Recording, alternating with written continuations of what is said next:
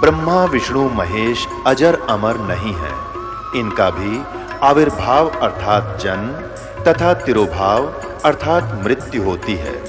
प्रमाण के लिए देखिए देवी भागवत महापुराण। ब्रह्मा, मैं, विष्णु और शिव यह तुम्हारी प्रभाव से जन्मवान है। हम तो जन्मवान है, हमारा तो जन्म होता है और मरते हैं, नित्य नहीं है, हम अविनाशी नहीं है। फिर इंद्रादि दूसरे देवता नित्य किस प्रकार हो सकते हैं? कृपया अवश्य सुनिए जगत गुरु तत्वदर्शी संत रामपाल जी महाराज के अमृत वचन।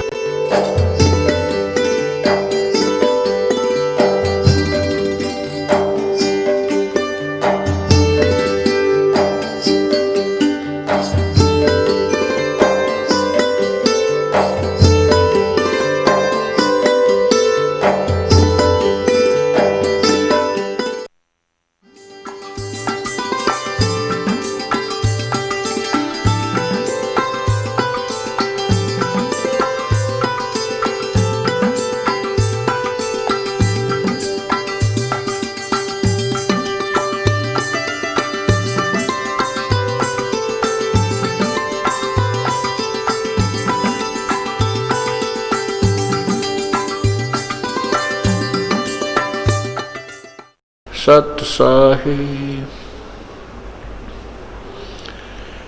कर जोरों विनती करूं, धरूं चरण पर शीस। गुरु राम देवानंद जी महाराज ने दियो नाम बख्शीश। कोटि कोटि सिजदा करूं, कोटि कोटि प्रणाम। चरण कमल में राखियो, मैं बांदी जाम गुलाम। अब गुण किए तो बहुत किए, करत न मानी और।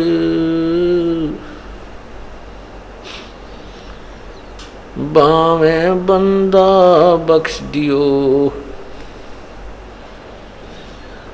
बावे गर्दन उतार। अब गुण मेरे बाप जी बख्शो गरीब नवाज। जो मैं पोत कपोत हूँ, बोर पिता को लाज। मैं अपराधी जन्म का, नक्सक भरे विकार। तुम दाता दुख भंजना, मेरी करो संवार। जय इब कै सतगुरु मिले, सब दुख आँखों रोय।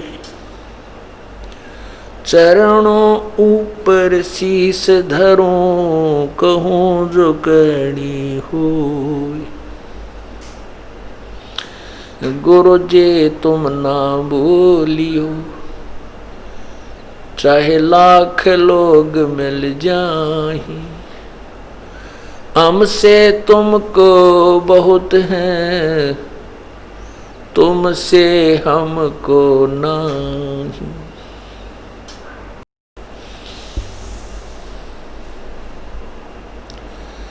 तुम्हारे विसारे क्या बने, मैं किसकी शरण में जाऊं। शिव विरंच मुनि नारदा, उनके हृदय न समा।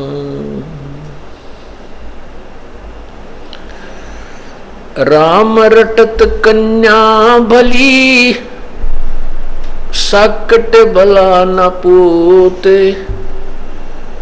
छेरी के गल गल थना जिसमें दूध न मूत।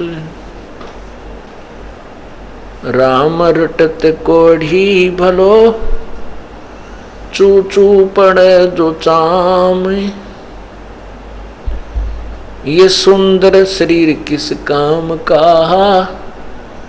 जिस मुख नाही नाम। राम रटत दारिद्र भलो टूटी घर की छान। वो सुंदर महल किस काम के जहाँ भक्ति नहीं भगवान। मानुष जन्म पाय कर नहीं रटे हरि नाम। जैसे कुआ जल बिना फिर बनवाया किस काम।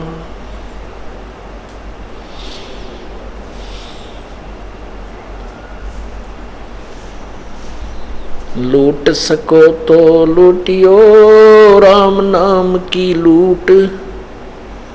पीछे फिर पछताओगे प्राण जाएंगे छूट।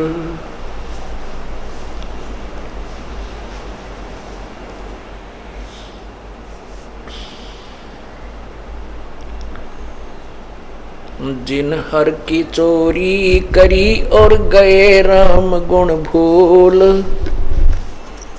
ते बेदना बागुल किए रहे उर्द मुख झूल।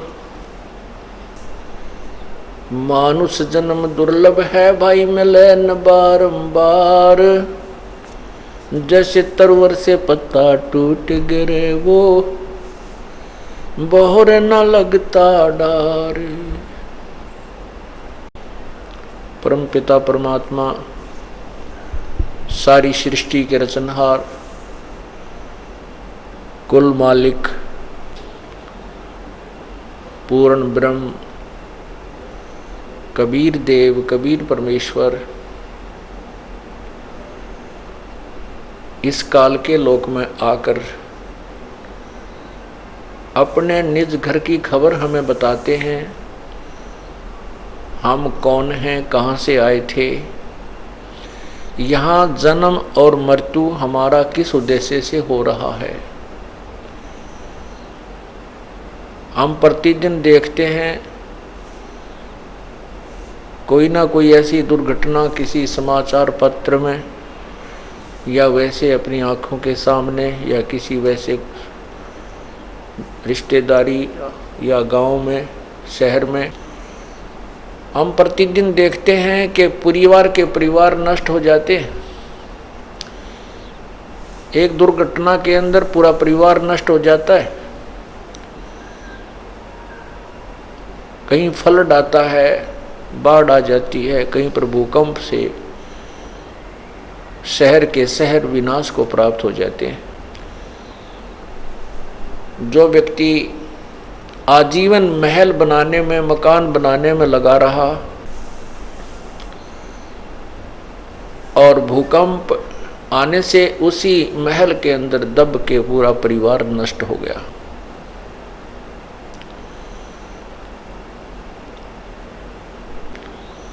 एक व्यक्ति घर से चलता है किसी विशेष काम के लिए और वापस उसी दिन आने की चेष्टा करता है।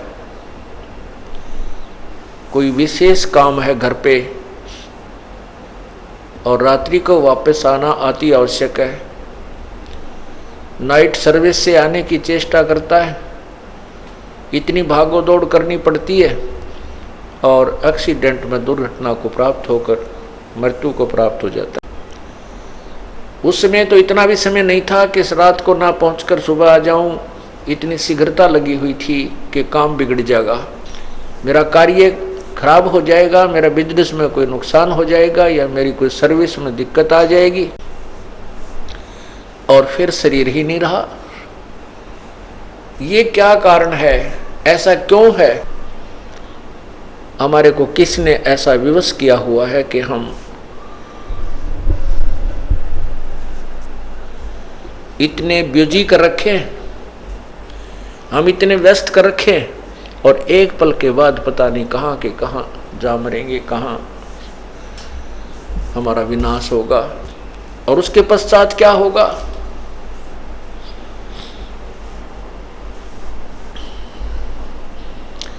उसके पश्चात क्या होगा, उसके पश्चात संत बताते हैं, नर से तीतू पशुआ की जय, दीजे बैल बनाए, 4 पहर जंगल में डोले, तेरा तो ना पेट भरे। इसके बाद ये होगा।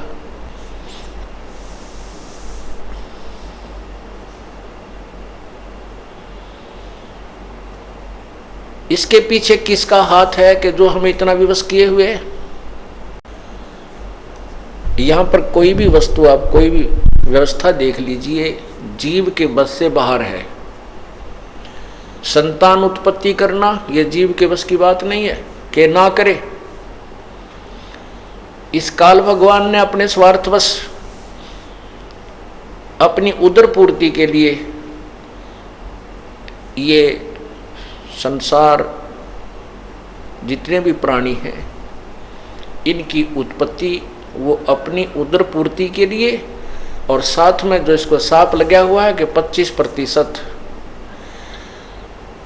प्रतिदिन एक्स्ट्रा जीव उत्पन्न होते हैं, उनको ठिकाने लगाने के लिए और कर्मों का दंड भुगतवाने के लिए 84 लाख योनियों की व्यवस्था कर दी।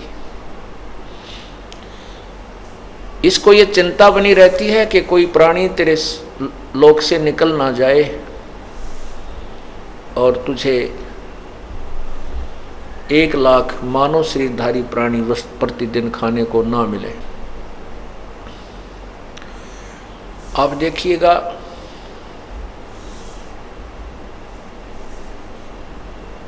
दूसरे जो व्यवस्था है सतिथि, जो भगवान विष्णु जी सतोगुण को ड्यूटी दे रखी है, इसमें भी हम विवश हैं, हमारे बस की बात नहीं। एक दूसरे में मोह हो जाना, संतान के अंदर मोह, माता पिता में प्रेम, बहन भाई का आपस में मोह, पति पत्नी का मोह, ये जीव के बस का नहीं है। ये जो 5 विकार हैं ये काल भगवान ने सूझबूझ से लगा रखे हैं, और जब इसको मानव शरीर प्राप्त होता है, जब इस प्राणी को मानव शरीर प्राप्त होता है, उस समय यह काल और ज़्यादा सतर्क हो जाता है, ये ज्योति निरंजन ब्रह्म सतर्क हो जाता है कि अब इसको ज़्यादा ही व्यस्त कर दूं, कहीं ये भक्ति ना कर, यथार्थ भक्ति ना कर ले। गलत भक्ति करता है, करता रहे, शास्त्र विरुद्ध साधना कितनी कर ले, हजारों वर्ष बैठा रहे, मौन रहे, कितनी ही जो है ना मेहनत करता रहे, उसमें इसको नो ऑब्जेक्शन। और जब इसको सत्य भक्ति मिलती है प्राणी को, उस समय ये सतर्क हो जाता है, लेकिन उस समय इसकी दाल नहीं गलती, क्योंकि परमात्मा पूर्ण ब्रह्म विशेष रूप से साथ होता है। ये क्या करता है काल भगवान, जीव को यथार्थ भक्ति ना दे करके, यथार्थ ज्ञान ना दे करके यही जन्म और मृत्यु के अंदर रहने की व्यवस्था का ज्ञान प्राप्त करवा देता है।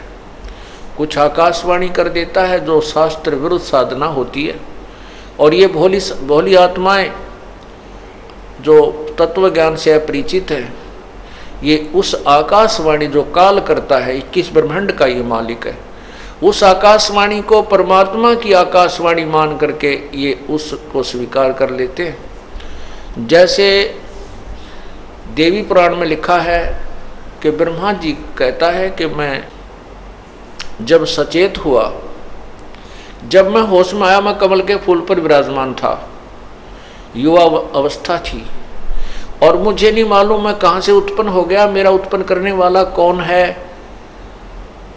उसमें मैंने उस कमल के फूल के नीचे उतरकर डंठल को पकड़ के नीचे उतरा, उस जल का और छोर मुझे कहीं नहीं मिला। वापस आकर के कमल के फूल पर ही बैठ गया। मैं विचार करने लगा कि मैं यहाँ किस लिए उत्पन्न हुआ हूँ, मेरा क्या कार्य है। उसी समय आकाशवाणी हुई कि तप करो तप करो। तो मैंने 1000 वर्ष तक तप किया। उसके बाद आकाशवाणी हुई कि सृष्टि करो। मेरे मन में आया, ब्रह्मा जी कहते हैं कि मेरे मन में आया कि किसकी सृष्टि करूं, कहीं पर कोई पृथ्वी नहीं है, जल ही जल नजर आता है। इस प्रकार ये काल भगवान भ्रमित करता है। इस ब्रह्म ने आकाशवाणी कर दी कि तप करो, और इसने कसम खाई है ब्रह्म ने कि मैं किसी भी प्राणी को जो मेरे 21 ब्रह्मांड में है अपने यथार्थ रूप में दर्शन नहीं दूंगा। इसका यथार्थ रूप कैसा है? ये काल है। गीता जी के अध्याय नंबर 11 के श्लोक नंबर 32 में स्वीकार करता है गीता ज्ञानदाता कि मैं काल हूँ और सबको खाने के लिए अब आया हूँ, प्रवृत्त हुआ हूँ।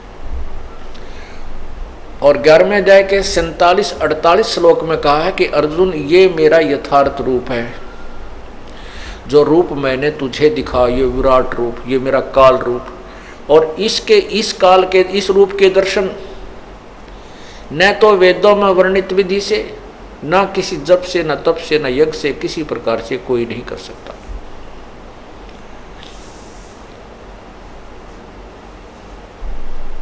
इससे एक बात तो ये सिद्ध हुई कि वेदों में वर्णित विधि से प्रभु प्राप्ति नहीं हो सकती। उससे अन्य लाभ होते हैं, स्वर्ग चला जाना, महास्वर्ग चला जाना, वहाँ देव बन जाना, इस प्रकार के लाभ हैं। और अपने पुण्य समाप्त होने के उपरांत 84 लाख योनियों में तुरंत ही आ जाना, ये उसकी साधना के लाभ हैं।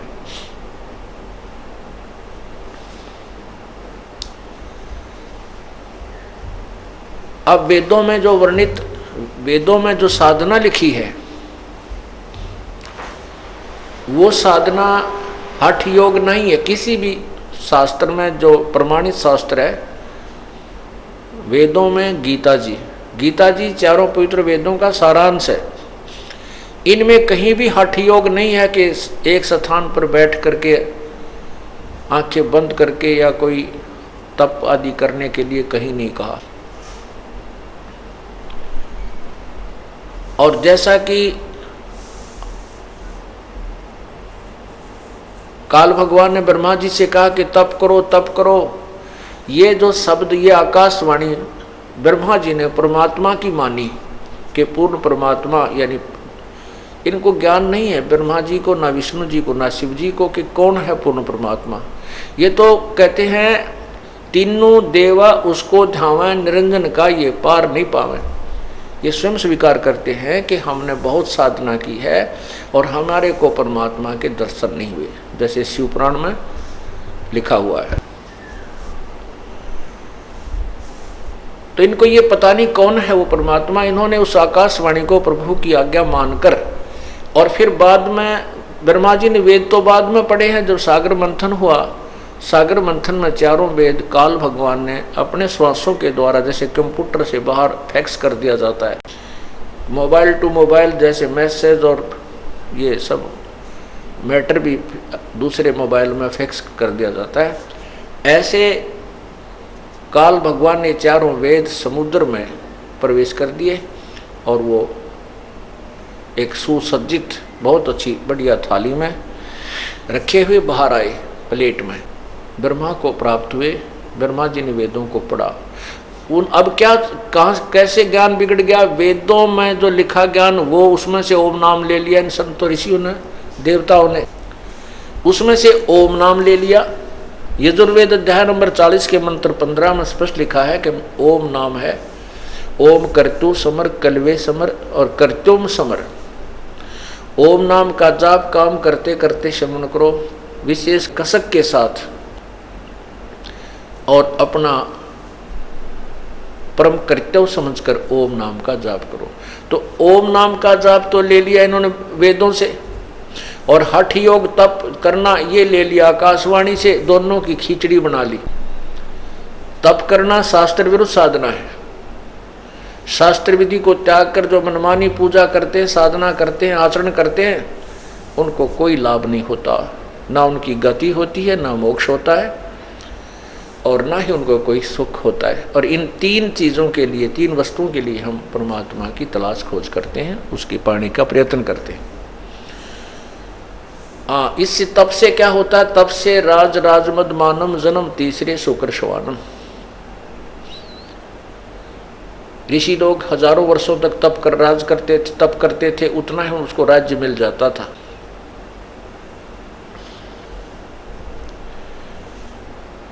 एक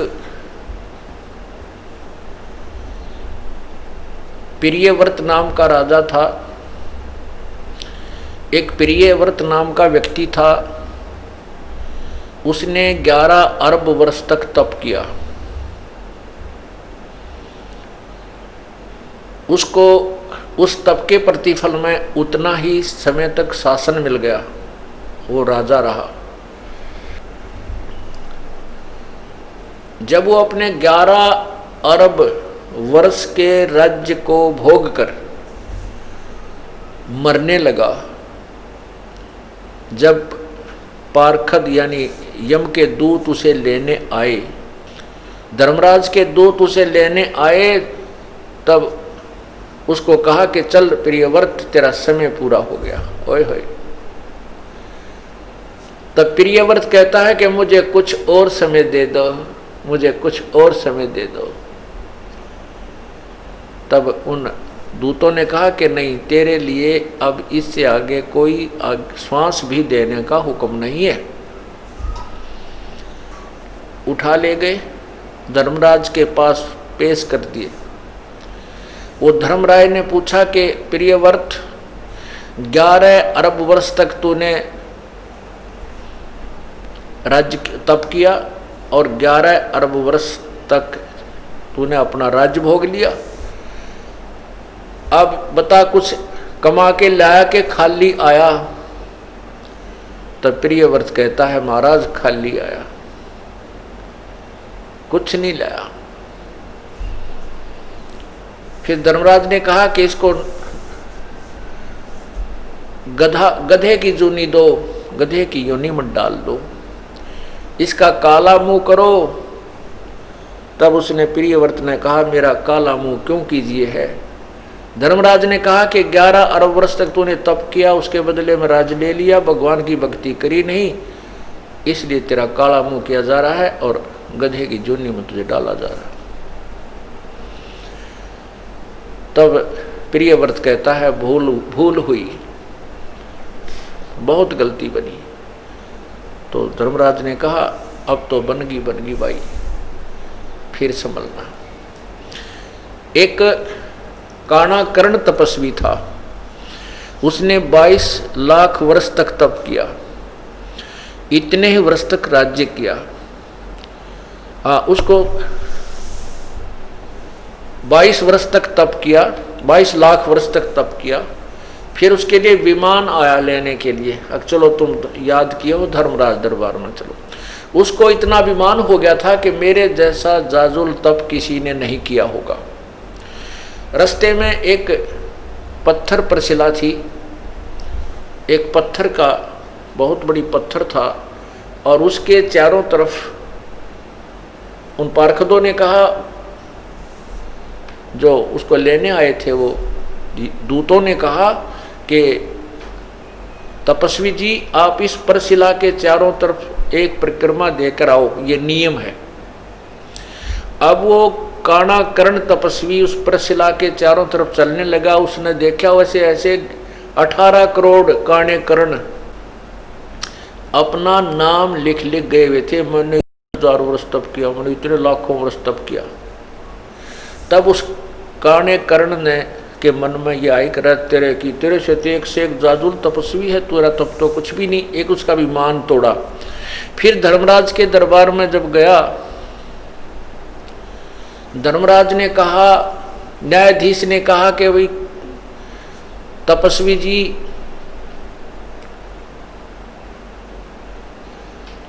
कि तूने इतने वर्ष तक तप किया।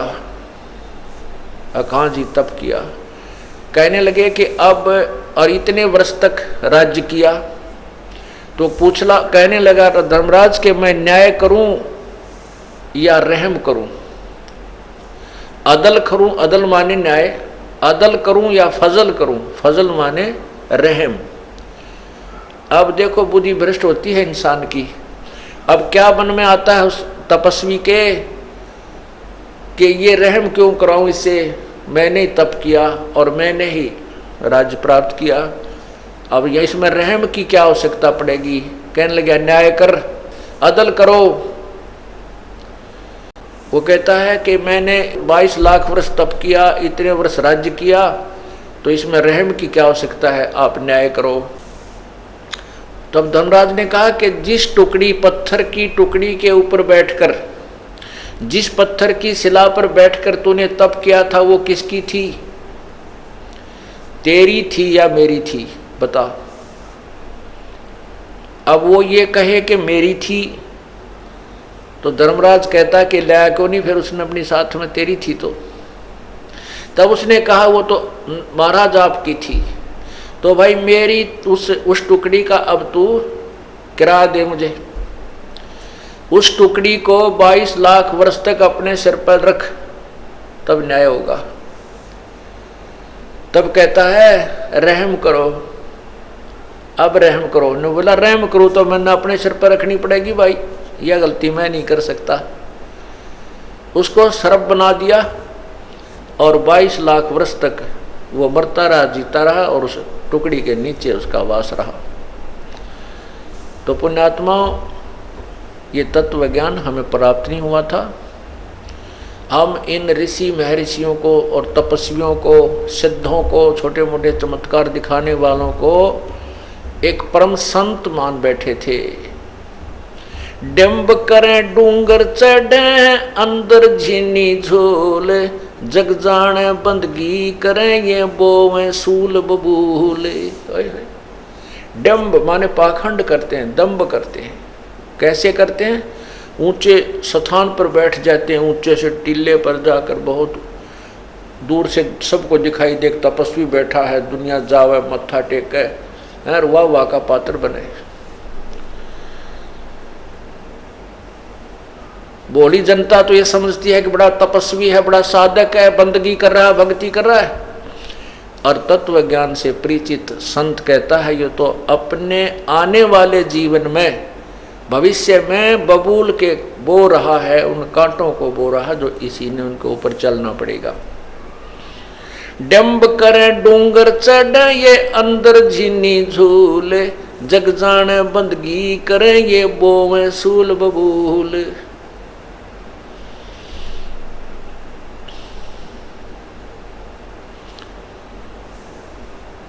पुण्यात्माओं, ये काल यही चाहता है कि ये प्राणी गलत साधना करे और मेरे जाल में जीवे और मरे, बस। कुछ अनजान लोग कहते हैं भाई परमात्मा की भक्ति तो तब बनती है जब इंसान पूर्ण रूप से काम, क्रोध, मोह, लोभ, अहंकार से रहित हो जाए, तब योग युक्त हुआ जाता है। योग युक्त का अर्थ होता है भक्ति में लीन, परमात्मा से संबंध हो सकता है किस में, जब काम, क्रोध, मोह, लोभ, अहंकार समाप्त हो जाए। तो उसके विषय में बताते हैं, कहते हैं कुरंग, कुरंग, पतंग, मरंग और सरंगा। कुरंग, पतंग, भरंग और सरंगा, इंद्री एक ठग्यो तिस अंगा, और तुमरे संग पांचों प्रकाशा, योग युगत की झूठी आशा।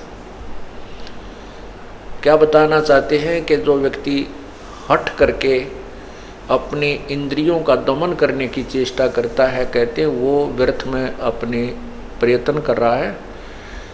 ये तो ज्ञान से और परमात्मा के उस एंटीबायोटिक मंत्र से, सतनाम से जो सांस का सिमरन है, उससे ये नरम होंगे, ये कम होंगे, ये डाइल्यूट होंगे। और जिस तरीके से आप प्रयत्न करने की चेष्टा कर रहे हो, हठ योग करके, तपस्याएं करके इंद्रियों का दमन करना चाहते हो, कभी नहीं हो सकती। विकार मरे मत जानियो जो भूबड़ में आग, जैसे क्या बताते हैं कि कुरंग कहते हिरण को, मृग, उसमें एक कान का विषय होता है, अर्थात वो सुरीली आवाज के ऊपर आसक्त हो जाता है। और शिकारी जो हिरण पकड़ने वाले होते हैं, शिकारी, वो क्या करते हैं, एक जो यंत्र से, एक वादक यंत्र, बाजे में एक ऐसी आवाज निकालते हैं जो मृग को पसंद होती है, और उस शब्द के कारण इतना विवश हो जाता है, वो इतना जो है लाचार हो जाता है कि अपने आप जिस साइड से वो धुन आ रही है शब्द की, उसकी तरफ चल पड़ता है ऐसे। और शिकारी के पास आकर के ऐसे मुख रख देता है उस वादक मंत्र, उस वादक यंत्र के पास में, और ऐसे ऐसे बैठ जाता है, और वो शिकारी उसको पकड़ के बांध लेता है और मार के अपना आहार करता है।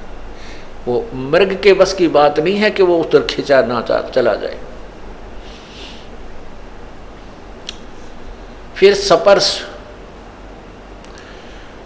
कुरंग, मतंग, भरंग और श्रृंगा। कुरंग, मतंग, अब मतंग कहते हाथी को। हाथी के अंदर सपर्श अर्थात काम वासना, रजोगुण अत्यधिक होता है। और हाथी पकड़ने वाले क्या करते हैं, एक हथनी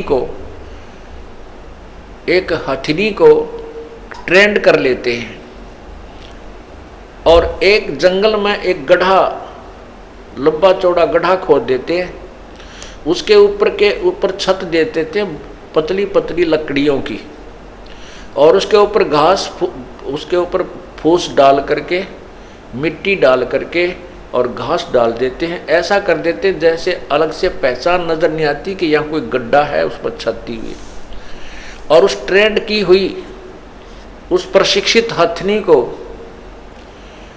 हाथियों के झुंड में छोड़ दिया जाता है। वो सीधी ट्रेंड होती है, सीधी वहाँ पहुँच जाती है, और वहाँ हाथियों से स्पर्श करती है, अर्थात उनके शरीर से शरीर अपना टच करती है, उनको वासना के लिए प्रेरित कर देती है। और जब हाथी उसकी तरफ चलते हैं तो वो आगे आगे भाग लेती है। हाथियों के 4, 5, 6, 7, 8 जितने भी होते हैं वो उसके पीछे पीछे चल पड़ते हैं। वो हथनी सीधी उस साइड में आती है जहाँ से वो गई थी अपने पैरों पद चिन्हों के साथ साथ, और वो सीधी आती है, हाथी उसके पीछे भाग रहे होते हैं। वो ट्रेंड होती है कि वो एक बार उस गड्ढे से थोड़ा सा उल्टा होकर के ऐसे घूमती है, फिर दूर से हट के फिर उसी साइड पर भाग लेती है।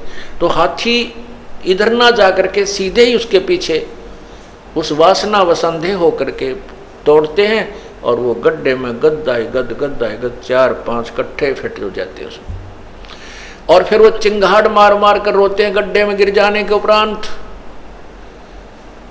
और जब वो बिल्कुल चिल्ला चिल्लू के, फिर वो बाकी हाथी भाग जाते हैं डर के, तो वो वहाँ चिल्ला चिल्लू के अपना नितान खूब बिल्कुल सेट हो जाते हैं। जब उनको ऊपर बैठ के वो हाथी पकड़ने वाले अंकुश ठोकते हैं बुरी तरह, उनको बिल्कुल वहीं से सेट करके जब बाहर निकालते हैं, आगे गड्ढा खोद करके बाहर निकाल लिया जाता है। और फिर क्या करते हैं, उन हाथियों को गांव-गांव में, शहर-शहर में ले जाकर उसको एक अपना जो है ना सवारी बना लेते हैं और उससे रोजी रोटी कमाते। सारी उम्र के लिए फंस गया, एक वासना के कारण सारी उम्र के लिए परवश हो गया। फिर बताते हैं रूप, शब्द स्पर्श रूप रस गंध। रूप जैसे पतंगे होते हैं और दीपक के जग रहा है उसके ऊपर आकर के वो इतने विवश हैं, इतने आसक्त हैं उस रूप के ऊपर, वो पतंग उस दीपक को एक अच्छी वस्तु जानकर उसके ऊपर गिर जाते हैं और गिरते ही मर जाते हैं। उस रूप के ऊपर आसक्ता उसको कितनी महंगी पड़ी, अपने जीवन से हाथ धो बैठा।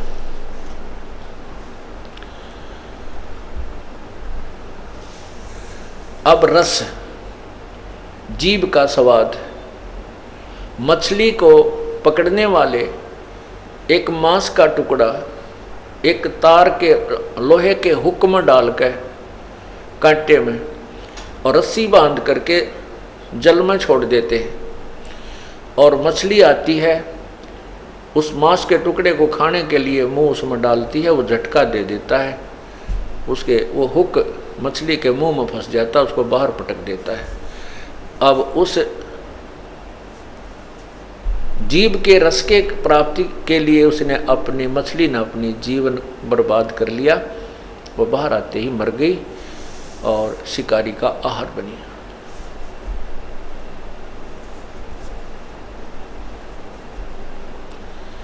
अब गंध, महक, इसके लिए भंवरा विवश होता है, भंवरा, और वो फूल पर बैठ जाता है और शाम के समय वो इतना वो आसक्त होता है कि उस पर उठा नहीं जाता उस सुगंध को छोड़कर, और वो फूल बंद हो जाता है, भंवरा वहीं पर मर जाता है रात्रि में। कहते हैं शब्द स्पर्श रूप रस गंध। क्या बताते हैं कि कुरंग मतंग पतंग भरंग और सरंगा है, इंद्री एक अठ्ठ्योतीस अंगा, तुमरे संग पांचों पर कासा। और ये योग युगत की भाई झूठी आशा, ये तुम्हारी बनावटी बातें। तुम्हारे साथ तो ये पांचों विकार इकट्ठे ला रखे और उनमें एक एक विकार के कारण उन प्राणियों की जान चली गई, वो नहीं हट सके, उनको नहीं त्याग सके, वो इतने विवश हैं, और आपके साथ तो काल ने पांचों जोड़ दिए। ये योग युगत की झूठी आशा। कहते हैं विकार मरे मत जानियो जो भूबल में आग। जैसे राख के अंदर अग्नि का अंगार दबा दिया जाता है और ऊपर से वो ऐसी बन जाती है वो राख ऐस कि जैसे ये बिल्कुल गर्म नहीं है और इसमें कोई आग नहीं है। ऐसे हाथ रख कर देख ले तो भी महसूस नहीं होती, ऐसे लगते हैं जैसे ये तो बिल्कुल ठंडा हो गया। और उसने करेड़ कर देखा, राख हटा कर देखते हैं तो और तेज आंच से अंगार निकलता है। कहते हैं विकार मरे मत जानियो जो भूबल में आग। जैसे भगवान शिव को सती पार्वती जी ने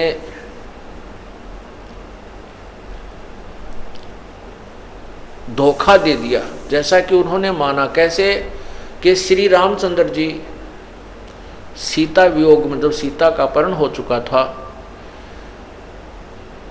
तो रामचंद्र जी बहुत बुरी तरह पछाड़ खा खा कर रो रहे थे, डकरा रहे थे, पशुओं से पक्षियों से पूछ रहे थे मेरी सीता देखी, मेरी सीता देखी, कहाँ गई, किसने। तो ऊपर से भगवान शिव और पार्वती बैठे थे। भगवान शिव ने उनको प्रणाम किया, श्री रामचंद्र जी को। पार्वती ने कहा कि आप किसको प्रणाम कर रहे हो, आप तो महादेवों के देव हो। तो उसने कहा कि ये सामने भगवान विष्णु अवतार हैं, ये मेरे बड़े भाई हैं, उनको प्रणाम कर रहा हूँ। वो कहने लगी ये भगवान है? कहा ये भगवान है।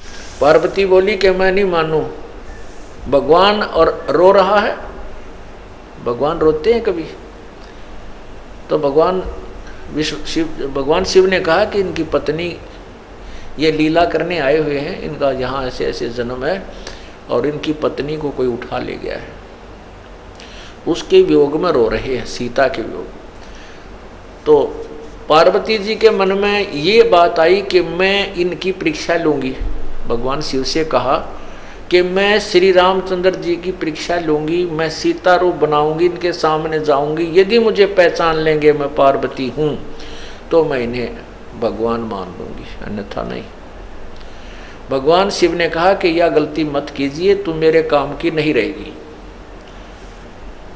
तब तो उन्होंने कह दिया अच्छा जी मैं नहीं परीक्षा लूँगी, लेकिन भगवान शिव का इधर उधर होते ही उसने तुरंत सीता रूप बनाया और श्री रामचंद्र जी के सामने पहुंच गए। तब रामचंद्र जी ने कहा कि हे दक्ष पुत्री, आप यहाँ कैसे आए? भगवान शिव को कहाँ छोड़ाए? बड़ी शर्मिंदा हुई और कहा कि आप सचमुच भगवान हो, प्रभु हो, आपने मुझे पहचान लिया। अब पुण्यात्माओं यहाँ पर देखना, गीता जी में लिखा है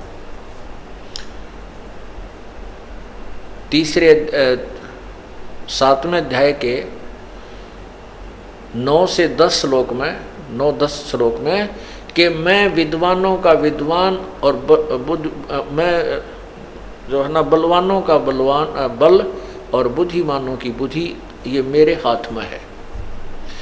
जैसे श्री रामचंद्र जी को अपनी पत्नी के विषय में तो पता नहीं उसको कौन उठा ले गया, और सीता को पहचान लिया ना, उस क्या नाम है पार्वती जी को पहचान लिया कि तू सीता नहीं है, पार्वती है। ये ऐसा ये क्या कहानी है? अब पहले तो ये संत ऋषि जन कह दिया करते तो लीला कर रहे थे, या कि लीला थी भाई? ये कोई नाटक कर रहे थे कि भाई ऐसे करना ही था, बुरा हाल हो रहा है, रो रहे हैं? नहीं, ये काल के हाथ में रिमोट है। जब चाहे ब्रह्मा विष्णु महेश सभी प्राणियों की बुद्धि को ऑफ कर देता है, जब चाहे ऑन कर देता है। भगवान राम की बुद्धि ऑफ कर रखी थी और जब पार्वती परीक्षा लेने गई तो उसकी बुद्धि को ऑन कर दिया काल ने, इस ब्रह्म ने, जो ब्रह्मा विष्णु महेश के पिता हैं। और उधर से जब महाभारत के युद्ध में अर्जुन को शक्ति दे दी और ना जाने कितने सैनिकों की हत्या कर डाली इसने, और वही अर्जुन, वही धनुष, जब भगवान श्री कृष्ण जी की मृत्यु के उपरांत और यादों का जो पूरा द्वारका ही नष्ट हो गई थी, पूरा कुल नष्ट हो गया था, उसके बाद श्री अर्जुन जो है गोपनियों को और भगवान श्री कृष्ण जी की 16,000 रानियों को लेकर के आ रहा था। रास्ते में जंगली लोगों ने अर्जुन को पीटा और सभी औरतों के गहने छीन ले गए, लूट लिया उनको, और कुछ एक औरतों को भी अपने साथ ले गए। अर्जुन का हाथ भी ना उठा, वही धनुष था, वही अर्जुन था।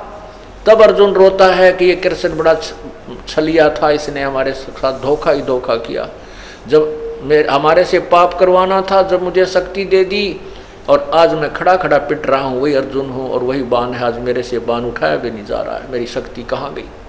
परमात्मा बंदी छोड़, कबीर साहब कहते हैं, जो तुम्हें सबको नचा रहा उसका तो तुम्हें पता नहीं, श्री कृष्ण छलिया नहीं था, ये तो वो काल था जो इनको सबको नचा रहा है।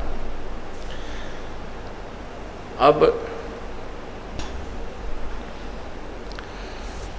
उधर से भगवान श्री शिव जी को पता चला कि पार्वती आप परीक्षा लेकर आई हो। अब ऑन कर दी बुद्धि काल ने उसकी, शिव जी की, कि नहीं तू परीक्षा लेकर आई है।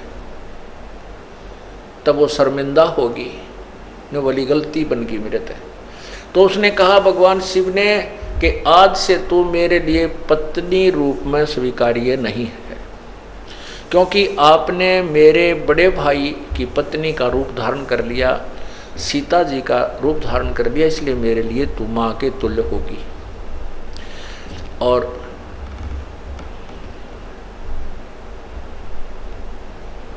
उससे बोलना बातें करना बंद कर दिया।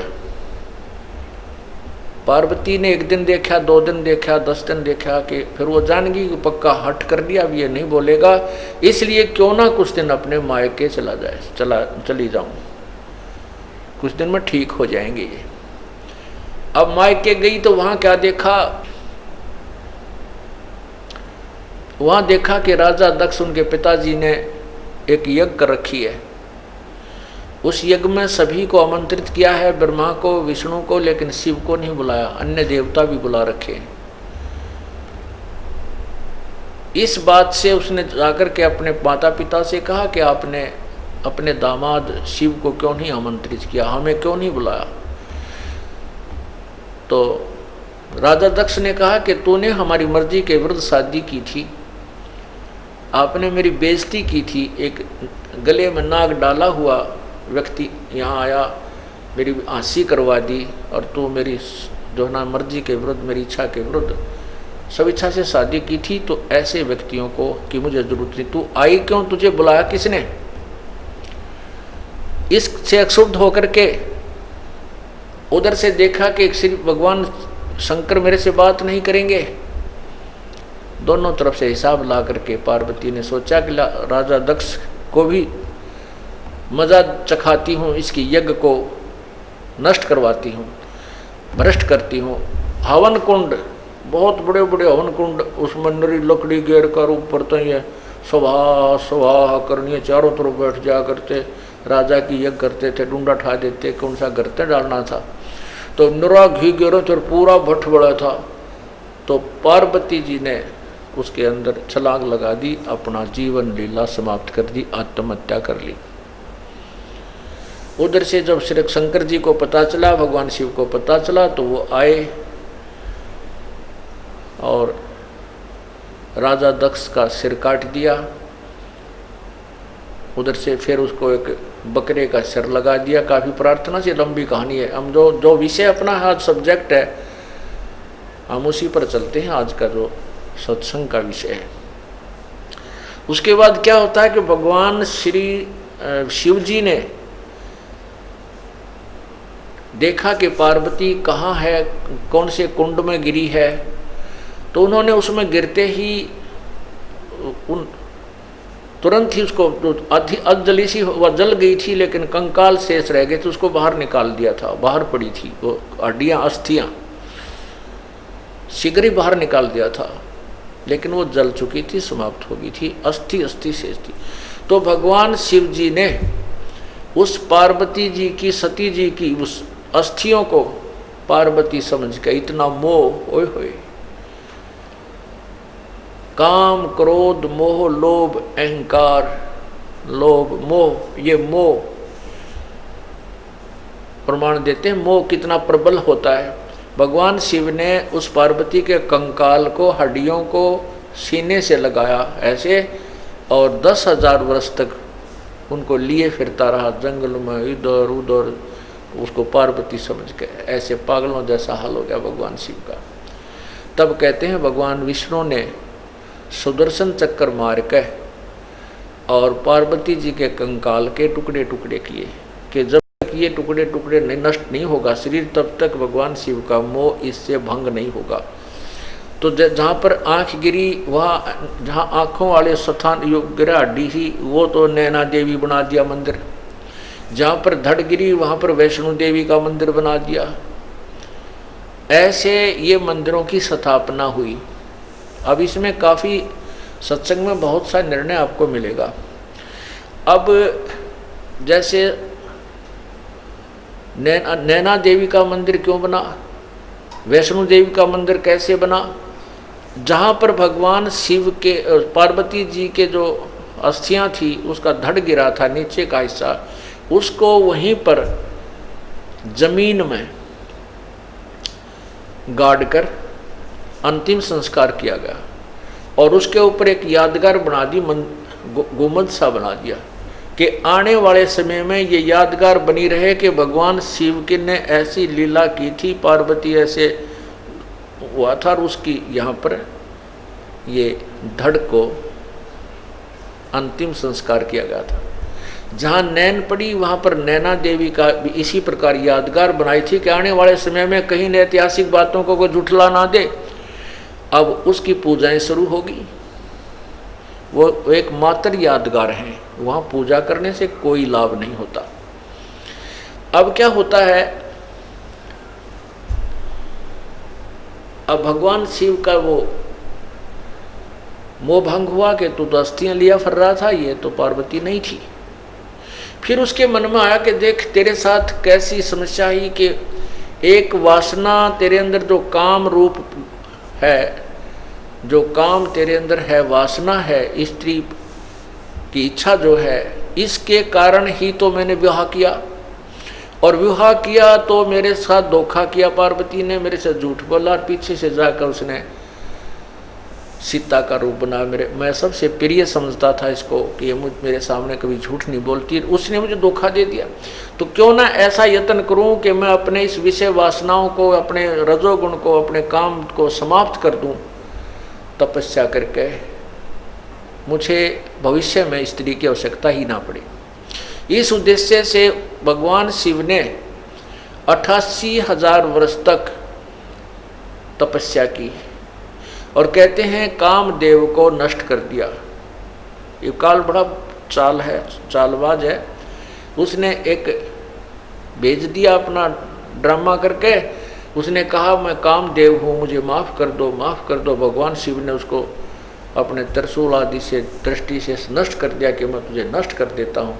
अब भगवान शिव जी ने सोचा ले कट गया रोग, कामदेव न मर गया, अब तू निश्चिंत हुआ।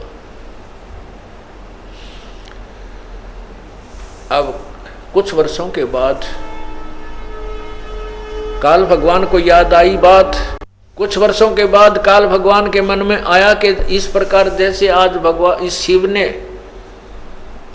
साधना करके और ये मान लिया है कि मैंने अपनी वासनाओं को नष्ट कर लिया, आने वाले समय में इसकी देखा देखी और भी कोई ना कोई ऐसे बैठ जाएंगे और ये ऐसे बैठने लगे तो तेरा काम बंद हो जाएगा, क्योंकि संतान उत्पत्ति होगी नहीं, तू खाएगा कहाँ से। इसको ये चिंता और लगी रहती है। उसी समय रिमोट से, क्योंकि 21 ब्रह्मांड के जितने भी प्राणी हैं और जिनके हेड जो हेड ऑफ द डिपार्टमेंट्स हैं, उन सब के रिमोट इसके हाथ में है। तो इसने उसी समय अपने प्रेरणा से शंकर भगवान के मन में ये प्रेरणा पैदा कर दी कि कहते हैं जब सागर मंथन हुआ था तीसरी बार, उसमें एक अमृत का कलश निकला था, एक मदिरा का कलश निकला था। राक्षसों ने अमृत का कलश ले लिया था और भगवान विष्णु ने एक मोहनी, एक स्त्री का, सुंदर स्त्री का रूप बना करके और राक्षसों को अपनी तरफ आकर्षित करके, धोखा दे करके वो कलश बदल दिया था। शराब का तो उनको दे दिया था, अमृत का उठा लाई थी। तो उनके मन में आती है, भगवान शंकर के मन में ये आई कि उस समय भगवान विष्णु लड़की के रूप में, स्त्री के रूप में कितने सुंदर लग रहे होंगे। आज मैं चल के उनके पास, विष्णु जी के पास चल के उनसे प्रार्थना करता हूँ कि आप अपना वो रूप बनाइए, दिखाइए मुझे जो आपने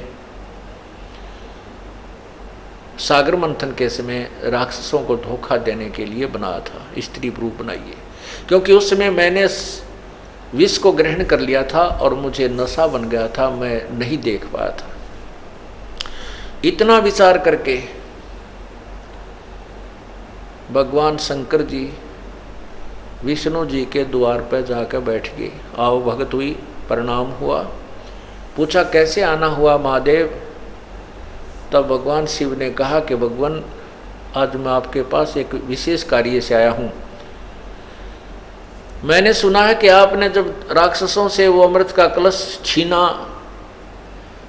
वापस लिया और मदिरा का उनको दिया, तो आपने स्त्री रूप बनाया था और मैं उसको देख नहीं सका क्योंकि मैंने वो विष ग्रहण कर लिया था। आज मैं आपका वो रूप देखना चाहता हूँ, मुझे एक बार वो स्त्री रूप बनाकर दिखाइए।